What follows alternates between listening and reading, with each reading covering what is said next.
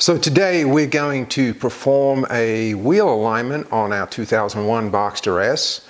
And before we actually start the alignment process, there's a number of things that we want to do first. Underneath the car, I want to make sure that all the ball joints, steering joints, and the suspension are in good shape. You want to make sure that the ride heights are correct within a factory range. If you saw our other video on this particular car where the ride height was very low, we've installed new springs and struts in this car. Then the next thing I want to do is make sure that my tire pressures are 100% correct all the way around the car. Now the way that I like to do this, I use two gauges. I use a tire pressure gauge to fill the tire, but to set the actual pressure, I use something that's a little bit more precision. So once the tire is being technically overinflated, I'll hook on, and then it's got a little button that allows me, I want to see 32 psi on the front.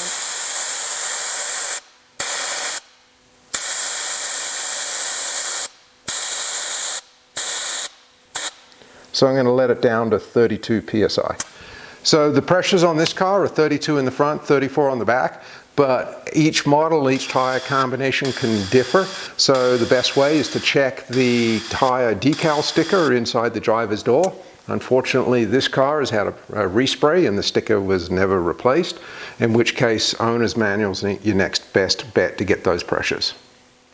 Now we've got our tire pressures done. I've slid our alignment tables and I have them under the front and the back of this car. And this is because the vehicle needs to be sitting on its weight to do the alignment. Now normally if you were in a shop that had a dedicated alignment machine, you'd see a lot of different tools to measure the wheels. The way that we're going to do it today is more like the race car setup, where we're going to string the car for our toe. Then for our camber and caster readings, we're going to use a tool. This one comes from Longacre. We'll put a link in the description where to buy this if you want to do it. This adapter is something that is custom made by us, and what it does is it's designed to fit into the wheel, so I make sure I'm centered on the wheel center and all of my readings are going to be accurate. Now before I let the car down onto our turntables, I want to make sure that the wheels don't turn for two reasons. One, I don't want it to roll off the turntables, but secondly, when we're making adjustments, we want the wheels to be locked. So the way that we do that is by using a brake pedal stop. And I've started the car and I've pressed my brake pedal stop is all the way hard up against the brake pedal and then up against the seat. This makes it so the wheels won't turn when we're making any adjustments. Now the other thing you can hear is the key warning buzzer going off. We need to leave the key in the ignition for this because I need to be able to turn the wheels and not have everything lock up on the steering lock. You can put the parking brake on if you want, but it's not necessary.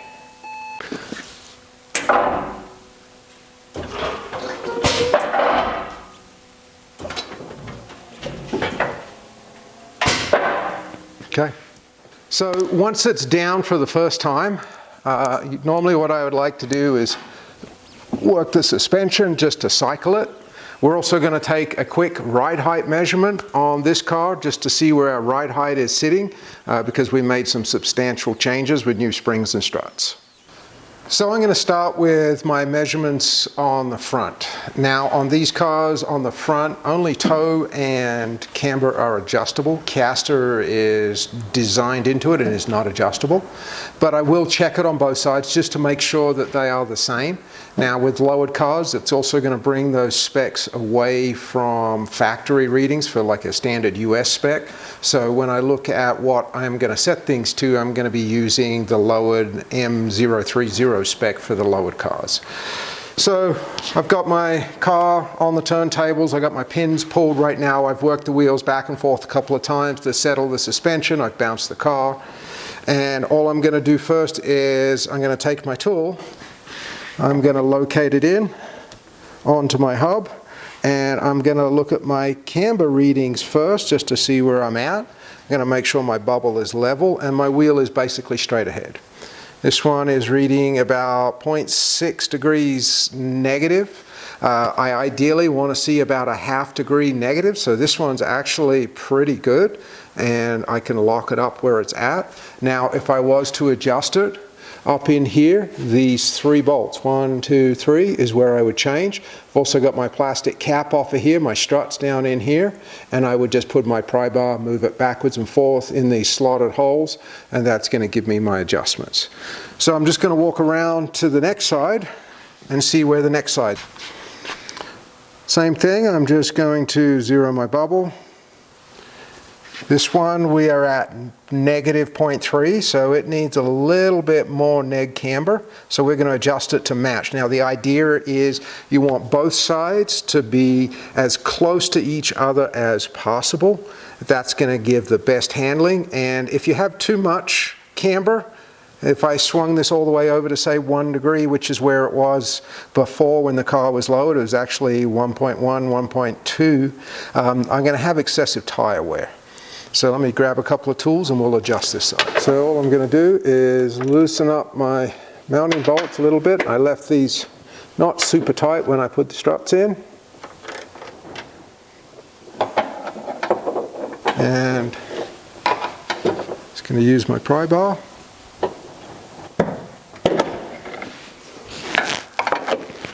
.4. Maybe 0.5.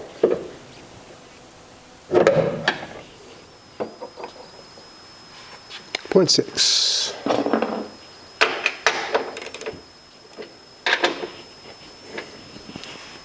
Perfect. Stayed at 0.6. So now both sides are matched. I'm just going to check the bolt tightness on the other side.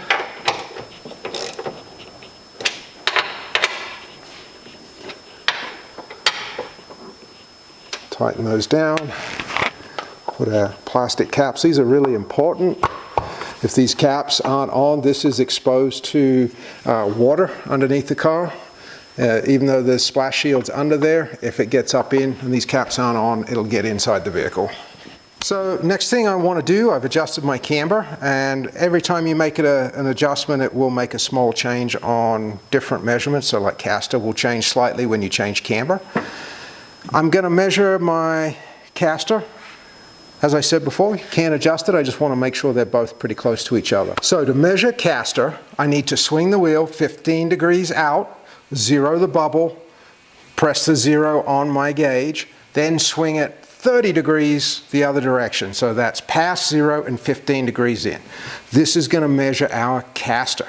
Caster is the direction of the wheel forward and backwards. So differences in caster can affect a car's driving straight down the road.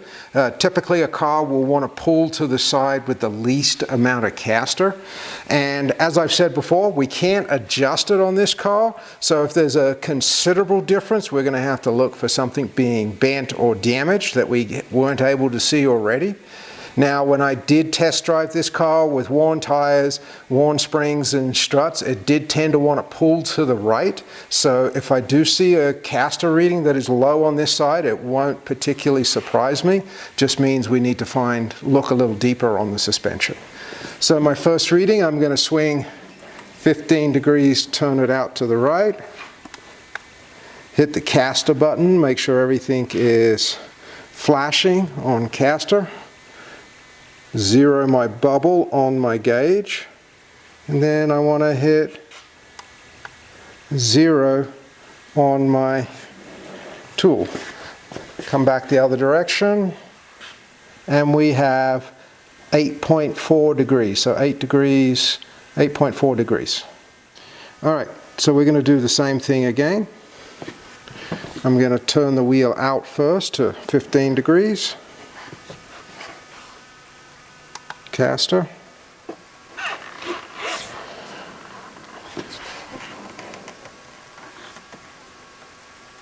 Okay, we're coming in at 9 degrees here, so that's a difference of 0.6, slightly lower on the driver's side, on the passenger side, which is acceptable. Usually you can have about a ½ degree difference without any real effects.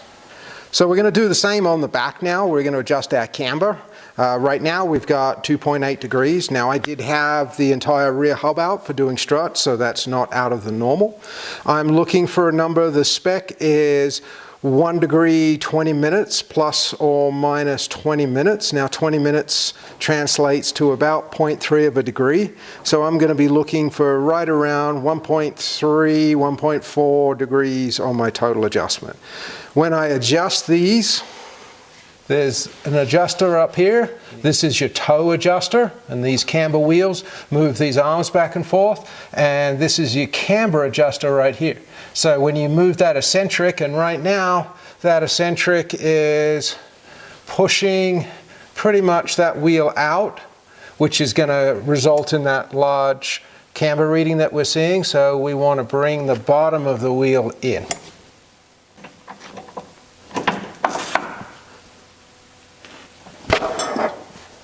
I'll tell you the numbers. What's it doing? Going down. Tell me what it's at. 2.7, 2.5, 2.4, 2.3, 2.2,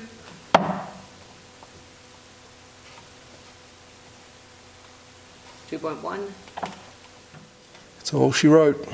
Okay, so I'm at the end of the adjuster on this, and I just rechecked my specs. And because this car is lowered, it allows us to set our camber readings at 1.5 to 2 degrees negative. Now I'm at 2.1, so I'm 0.1 of a degree more negative than it should be. And this kind of shows you the effect of suspension height has. So the way a suspension is designed, as the wheel travels up, it also travels in.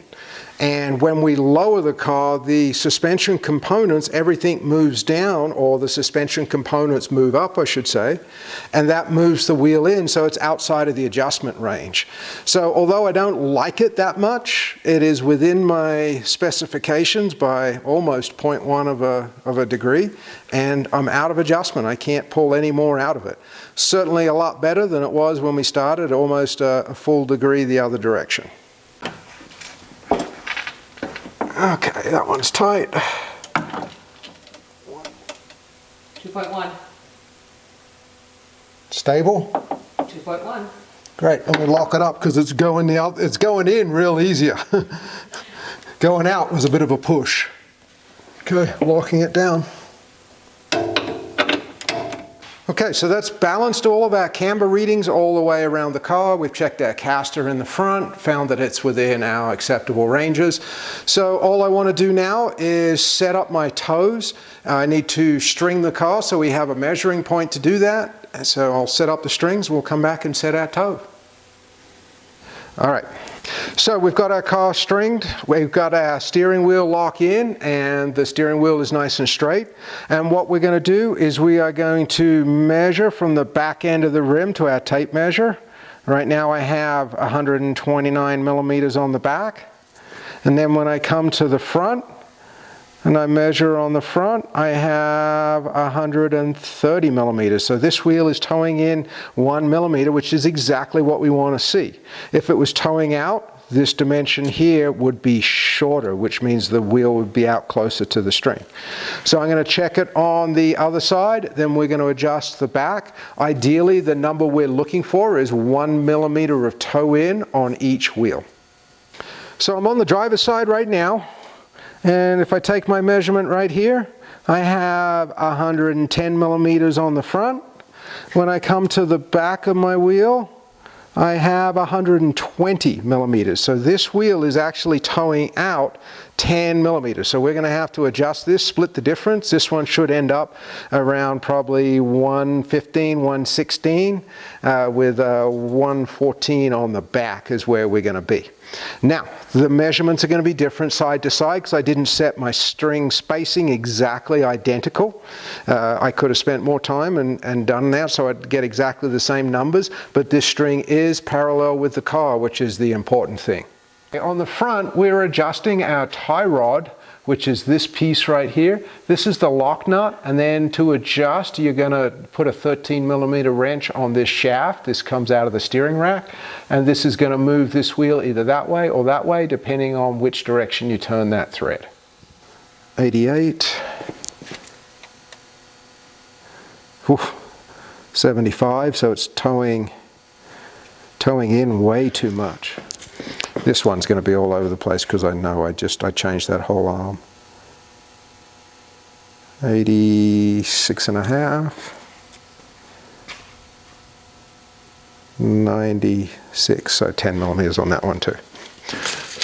So we can just start adjusting. We might as well do this side because this side's loose. At the back of the car we've got two adjusters. This is our camber adjuster and this is our toe adjuster.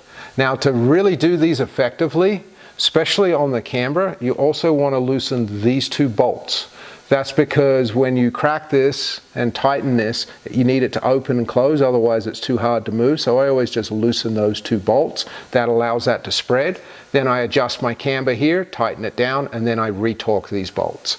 Toe is a lot simpler. You've just got the eccentric, and you can see this eccentric, how the bolt is offset. So as you twist it, it pushes this arm in or out, which turns the back wheel. This is how you adjust the rear. Okay, so we have set our individual toe on all wheels. The only wheel we didn't have to actually touch was the passenger side front. All the rest of the wheels were kind of all over the place. Now, I expected that on the rear because I did have the rear hubs out and I did disturb the adjustments on the back. Though on the front, the left front wheel was towing out 10mm. Now, the tire wear on this car was heavy on the inside edge, and I see that as a result of two things: our excessive camber from a lowered car, and also the wheel alignment set at a total tow out. So if we add our numbers together, we had a tow out number on the left front of 10mm and a tow in of 1mm. That gives us a total tow of 9mm tow out. So when the car was driving down the road before, each wheel was pointing out 4.5mm.